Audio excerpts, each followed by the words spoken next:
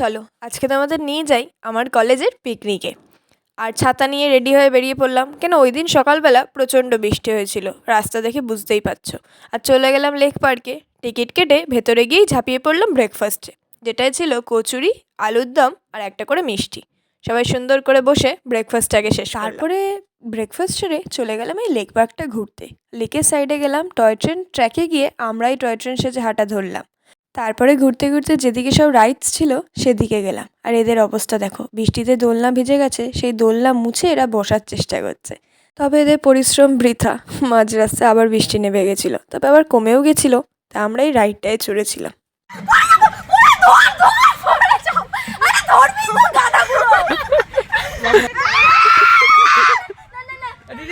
বুঝতেই পারছো আমাদের অবস্থাটা কি ছিল। তারপরে চলে গেলাম একটা প্রোগ্রাম অ্যাটেন্ড করতে, যেটা ছিল ফ্রেশার্স আর রিউনিয়ন একসাথেই।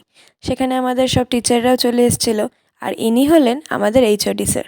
প্রোগ্রাম অ্যাটেন্ড করে আবার চলে গেলাম আমরা ঘুরতে। আর এইবার পালা ছিল বোটিং করার। দেখলে তো ছেলেগুলো এরমই রাগায় আমাদের। তারপরে প্যাডেল করতে করতে বোটে উঠে বেশ অনেক দূরে চলে গেলাম। আর আমাদেরই বন্ধুদের 4টে বোট ছিল, সবাই বেশ মজা করেই বোটিং করেছি। আর এই যে হলো আমাদের দাদু, ও মাফলার ছাতা সব নিয়ে গেছে বোটিং করতে। আর আকাশটা কি সুন্দর ছিল দেখো ওই দিন। স্পেশাল থ্যাঙ্কস টু অনিরুদ্ধ, ও আমার এই সুন্দর সুন্দর ফটোগুলোও তুলে দিয়েছে। একসাথে বোটে চললে যা হয়, ইচ্ছা করে আমরা একে অপরের বোটকে ধাক্কা মারছিলাম।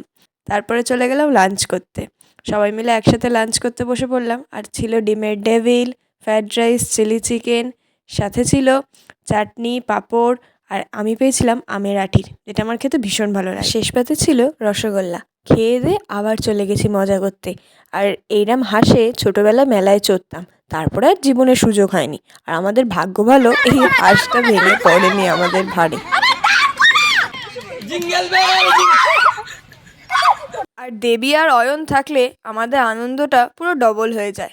তোরা সবসময় এরকমই থাকবি। আর লেক পার্কে যতগুলো ফ্রি রাইড ছিল আমরা সবাই সব কটাতেই চড়েছি। আর এটা হলো আমাদের স্যারের মেয়ে, ওর জন্য আমরা এতদিন পর সবাই স্লিপে চড়েছি। আর যেন মনে হলো ছোটোবেলাটাই ভালো ছিল, বড্ড তাড়াতাড়িই চলে গেছে আমাদের ছোটোবেলাটা, থাকলে আরও ভাল লাগতো। তবে আমাদের কলেজ লাইফ শেষ হতে আর হাতে মাত্র 6 মাস আছে। তারপরে সবাই সবার মতো নিজেদের পাথে আলাদা আলাদা চলে যাবে। তখন থেকে যাবে এই মেমোরিজগুলো, আর সাথে আমার ভ্লগগুলো। যখনই কারোর কথা মনে পড়বে এই ভ্লগগুলো নিশ্চয়ই দেখব। All the best to everyone for the future life. সবাই ভালো থাকিস আর সুস্থ থাকিস, আর মোস্ট ইম্পর্টেন্টলি কানেক্টেড থাকিস।